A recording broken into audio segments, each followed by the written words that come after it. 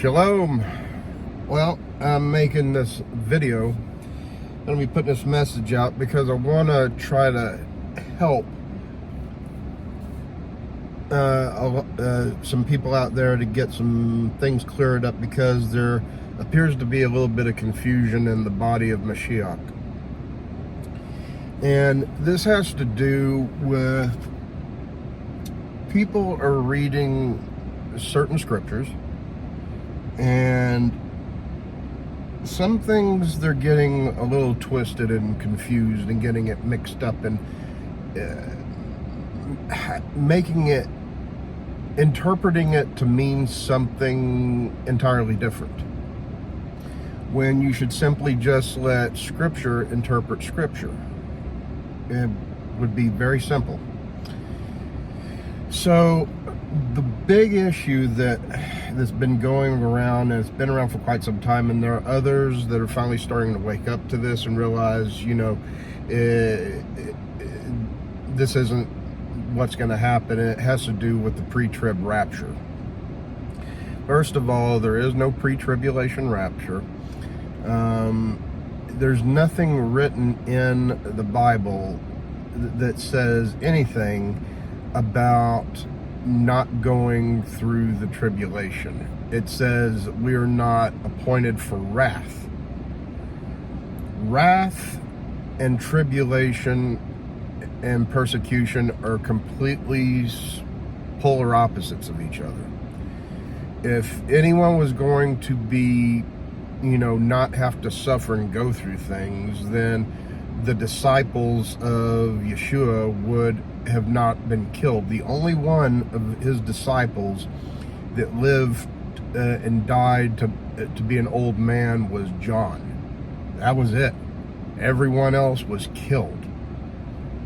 They were either poisoned, crucified upside down, beheading, being ran through with a sword, etc. So, if anything, they would have been allowed to escape with their lives, not have to go through that, but they didn't. And for those out there who think that they're not going to have to go through that, so you're putting yourself on a pedestal that is greater than the apostles. Sorry, no. Anyway, so I'm going to read a couple of passages here, and hopefully this is going to clear some things up, and then someone's going to, listen to this message, and they're going to get into their Bible, and they're actually going to read this even after they've already listened to this, and they're going to have that aha moment. And, hopefully, after this, it will change the way people read and understand the Bible. So, this is out of Matthew chapter 24. It's part of the parable of the fig tree, but this is the second half of the parable. Starting in verse 36, it said, "But on that day and hour no one knows, not even the angels of heaven nor the Son, but the Father alone. For the coming of the Son of Man will be just like the days of Noah. For as in those days before the flood, they were eating and drinking and marrying and giving in marriage until the day that Noah entered the ark, and they did not understand until the flood came and took them away. So will the coming of the Son of Man be. Then there will be two men in the field, one will be taken and one will be left. Two women will be grinding at the mill, one will be taken, one will be left." So, think about this for a second. The ark that Noah was instructed to build, you have to look at the ark as being Yeshua. They went into the ark and they were saved from the wrath and destruction that was taking place outside, all the death that was taken. So they went into the ark. So those who are in Mashiach will be saved, and they won't have to go through destruction that is to come. So there is that. Now, going back a few steps into Matthew chapter 13, the tares among the wheat. The kingdom of heaven may be compared to a man who sowed good seed in his field, but while his men were sleeping, an enemy came and sowed tares among the wheat and went away. But when the wheat sprouted and bore grain, then the tares became evident also. The slaves of the landowner came and said to him, "Sir, did you not sow good seed into your field? How does it have tares?" And he said to them, "An enemy has done this." The slaves said to him, "Do you want us then to go and gather them up?" But he said, "No.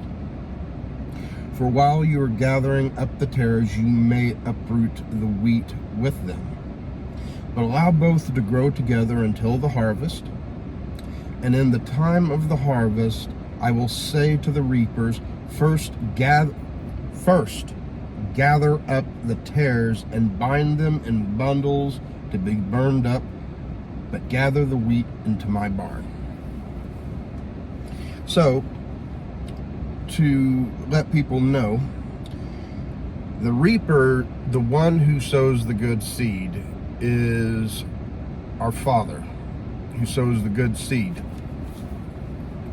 Our Father also being Yeshua in the flesh. The reapers being the angels, the messengers. The wheat being those who are in Mashiach, those who are righteous. The tares being opposite of that, the ones that are of evil.